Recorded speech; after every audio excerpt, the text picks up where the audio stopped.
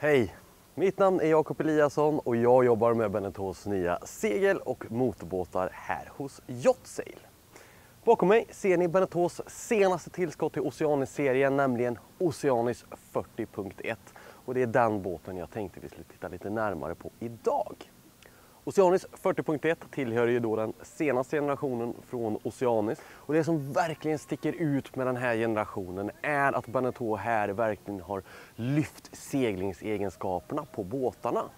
Och det har de gjort genom att i grunden bygga ett väldigt högpresterande skrov och sen så styr du med utrustningen hur mycket du vill utnyttja det. Som till exempel så kommer de ju standard med rullmast och självslående fock. Principen på det här skrovet är alltså att vi har en mindre undervattenskropp och sen över vattenytan så bullar de upp det för att få den interiöra komforten.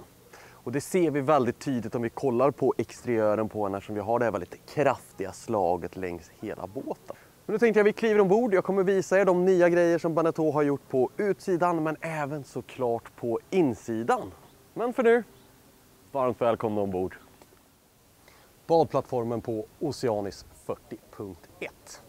Som vi har vant oss vid hos Beneteau så har vi en nedfällbar badplattform. Och det har ju sina fördelar. Framförallt att de tillför plats till sittbrunnen på ett helt annat sätt än vad en fast badplattform gör. Och det beror ju på att en fast badplattform, ja, den ligger ju inuti skrovet. Medan de här nedfällbara, de är skruvade precis i akterkant på skrovet och sen fäller du ut dem utanför skrovet och på så sätt tillför de ju plats i sittbrunnen på ett helt annat sätt.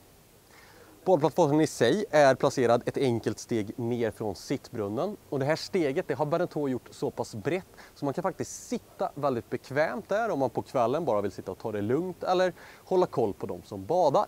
På babordsidan av plattformen så har vi en teleskopisk badstege. Och vi har även i anslutning till den en dusch med varmt och kallt vatten som man enkelt ska kunna skölja av sig efter man har badat. På den här båten så väljer ni om ni vill ha badplattformen elektrisk eller manuell.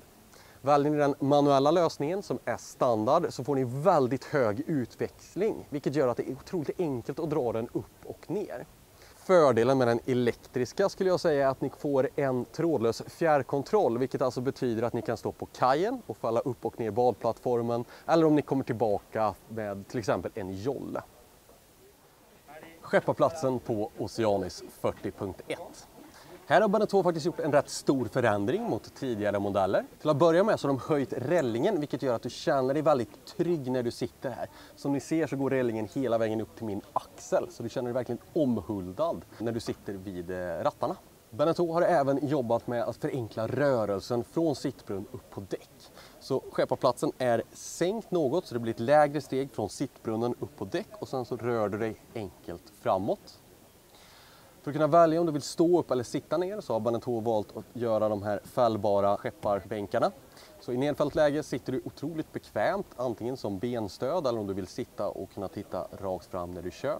Och vill man segla och vara mer aktiv, ja då fäller man bara upp dem för att få mer utrymme att röra sig. Vinschmässigt så har vi en vinsch här bak. Den här vinschen kommer som ett tillval och det beror på att standard så kommer ju båten med självslående fock och rullmast. Och då behöver du ju faktiskt bara 2 vinschar för att manövrera seglen. Men vill ni ha en vanlig Genoa eller ett lättvindsegel till exempel, ja då kommer det givetvis 2 Genoa-vinschar med. Gasreglaset har också fått en ny position så det ligger numera här uppe, vilket jag uppskattar då det gör det väldigt enkelt om du vill sitta ner och köra, men även om du vill stå upp. Eftersom sittbrunnen på Oceanis 40.1 är så pass bred så vill du stå stabilt när du är ute och seglar och det har Beneteau löst genom luckor i durken som du enkelt fäller upp så du får en stabil plattform att stå. De har även valt att lägga bränslepåfyllningen under de här luckorna. Och det tycker jag också är en väldigt stor fördel eftersom att när man tankar så spiller man ju tyvärr ofta några droppar och ligger då bränslepåfyllningen på tiken så kommer du få fläckar. Här ligger det direkt på plasten så det är enkelt att göra rent och även då om ni inte skulle orka göra rent så är det bara att stänga luckan och så är problemet borta.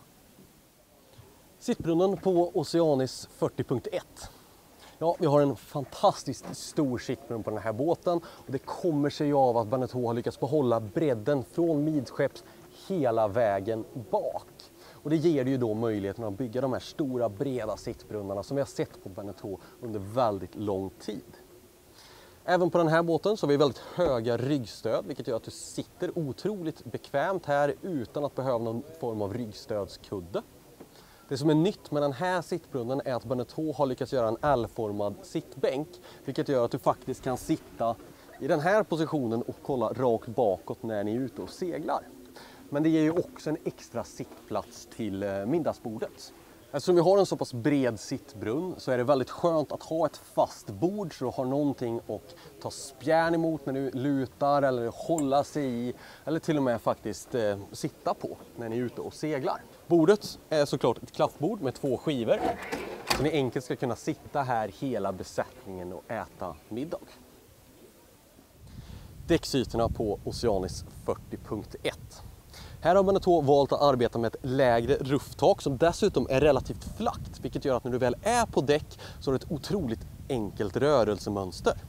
Men också i kombination med det här lilla steget från sittbrunnen så blir hela mönstret att röra sig från sittbrunnen och fram till fördäck otroligt smidigt. Som jag var inne på tidigare så kommer den här båten standard med en rullmast och en självstående fock. Men ni kan också välja en vanlig 9/10 rigg med fullattestor segel eller en performance-mast. Vill ni ha en vanlig Genoa går det givetvis att få. Då får ni en 105% Genoa och då hamnar skotskenorna för Genoan uppe på rufftaket. Och det har Beneteau gjort för att dels hålla däcket så rent som möjligt men också för att få upp Genoan närmare storseglet och på så sätt ge er en mycket bättre kryssvinkel. Bommen i sig sitter i en väldigt trevlig arbetshöjd, vilket gör att har ni en lazerbag som ni ser på den här båten så är det absolut inga problem att arbeta med seglet. Tittar vi på förskeppet så har vi ett integrerat peke med ankare i och givetvis ankarspel. Det roliga som jag har sett nu är att Beneteau i ankarboxen satt upp ett litet räcke så att det ska bli enklare att använda ankarboxen eftersom du nu kan enkelt knyta upp fändrar och tampar och de trillar inte ner på botten av boxen. Interiören på Oceanis 40.1. Här har vi rätt mycket olika layouts-alternativ, 4 stycken faktiskt. Standard så kommer hon i 2 kabiner, 1 WC. Sen kan ni såklart få 3 kabiner, 1 WC som den här båten är. Men ni kan även välja 3 kabiner och 2 WC så man får en egen WC i ägarkabinen. Och sen så finns det även en 4-hyttsversion, även den med WC. Jag skulle väl tro att just den layouten framför allt kommer säljas mot chartermarknaden. Tittar vi på salongen så ser vi ju verkligen här fördelen med den här skråformen som jag talade om tidigare med den mindre undervattenskroppen och sen att de bullar upp skrovet över vattenlinjen för att skapa den här fantastiska volymen vi har interiört. Inte bara i salongen utan såklart även i hytterna. Layouten av salongen har Beneteau gjort om på den här båten. De har flyttat fram köket ungefär mitten på båten och gjort ett U-kök. Vilket gör att du får mer utrymme i salongen, men framförallt så får du ett mer användbart kök. Med den här U-formen så har du alltid något att ta spjärn emot, så att laga mat ute till havs blir mycket enklare än det varit tidigare. En annan fördel med den här köksformen är att du får faktiskt ett något större kök, vilket gör att du får ännu mer förvaring och ännu mer arbetsyta. Vi har en kyl som är toppmatad men även frontmatad, vilket gör att den blir väldigt enkelt att arbeta med. Vi har en gasolspis med 2 lågor plus ugn. Och sen så har vi 2 diskhoar, vilket är väldigt uppskattat på den svenska marknaden.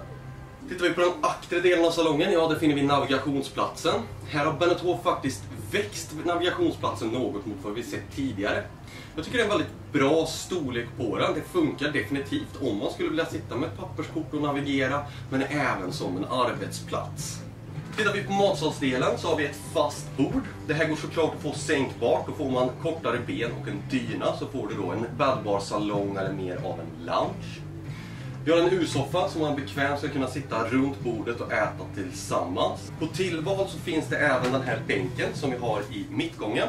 Förutom att tillföra plats till middagsbordet så är det också en fantastiskt bra förvaring. Och eftersom den är skjutbar så är den heller inte i vägen. Men skulle det vara så att ni inte vill ha den, ja då sitter den fast bara med 2 skruvar så den är väldigt enkel att ta ut ur båten. Förvaringsmässigt i salongen så finns det ingenting att klaga på. Vi har överskåp över matsalsdelen, såklart även i köket som jag var inne på tidigare. Men vi har också en jättestor förvaringsmodul här precis bakom soffan. Och sen så finns det ju såklart även förvaring inuti sofforna. Det här är ju också en väldigt ljus salong som Beneteau har varit duktiga på länge nu. Och det kommer sig ju såklart av att vi har luckor i taket och vi har stora fönster i rufftaket. Men även fönster i skråsidorna. Men den största vinsten tycker jag av de här fönstren i skråsidorna, det är inte ljusutsläppet, utan det är att när du sitter nere i salongen så som jag gör nu, då ser du faktiskt ut. Och det är klart att det är trevligare när du ligger ute på Ankara eller i någon mysig vik, och inte som just nu då när jag bara ser ett par fendrar utanför fönstret. Akterhytterna på Oceanis 40.1. Vi har två identiska akterhytter. Enda skillnaden är att i styrbords akterhytt så har du en direkt access in till badrummet. Bäddarna i båda kabinerna är väldigt breda och de är fyrkantiga, så de behåller alltså bredden från huvudändan hela vägen ner till fotändan. Och det här gör ju att du kan välja om du vill ligga med huvudet ut mot salongen eller om du vill ligga med huvudet mot akten. Förvaringsmässigt så har vi en stor garderob i varje hytt, men vi har faktiskt också förvaring in mot motorrummet. Så det är inga problem att bli av med sin packning. Det är en väldigt ljus hytt. Vi har ju fönster ut mot sittbrunnen, men vi har ju såklart också ett stort skråfönster i sidan. Badrummet på Oceanis 40.1. Det är det här badrummet som är standard, så vilken version ni än väljer så är det här badrummet som kommer med. Vi har två ingångar till badrummet, ett då från salongen och en som jag var inne på tidigare från styrbords akterhytt. Badrummets layout är uppdelat i två, så du har duschkabinen i den främre delen av badrummet och toalettdelen i den aktre. Vilket är väldigt härligt eftersom när du duschar då så blir inte hela badrummet blött. Ägarhytten på Oceanis 40.1. Det här är en fantastiskt stor ägarhytt för att vara på en 40-fots segelbåt. Och det kommer sig ju igen av den här skråformen, att de har bullat upp henne över vattenlinjen. Men också att Beneteau har lyckats behålla bredden från midskepps och föröver. De här två faktorerna tillsammans gör att de kunde bygga den här fantastiska volymen vi har i ägarhytten. Det är också den här hytten som man kan göra rätt mycket förändringar i. Väljer man 4-hyttsversionen till exempel, ja då får ni en våningssängshytt här på min babordssida. Och sen har vi också toalett- och duschmodul som då hamnar på min styrbordssida här. Tittar vi på den hytten jag sitter i nu, vilket alltså är 3 kabiner, en WC, så kan man faktiskt välja att få ett handfat här inne så man fortfarande kan borsta tänderna och tvätta ansiktet och så i sin egen hytt. Vi får också 2 fantastiskt stora garderober här med både hängande förvaring men även faktiskt hyllor. Bädden, inga konstigheter, en stor dubbelbädd. Vi har plats på sidorna så det är enkelt att gå och lägga sig. Men framför allt så har vi ju igen fönsterna i skrovsidorna. Och att vakna här på morgonen, dra undan gardinen och kunna se ut. Ja, det är i alla fall en bättre morgon i min bok. Sådär, då har ni fått er en första titt på Beneteaus senaste modell Oceanis 40.1. Jag hoppas ni har uppskattat den här videon. Vill ni se mer bilder på båten? Ja, då finns det på yachtsail.se. Men givetvis vill ni ha ett prisförslag eller har fler frågor, tveka inte på att kontakta oss direkt på info@yachtsail.se. Men för nu, stort tack för att ni har tittat. Hej hej!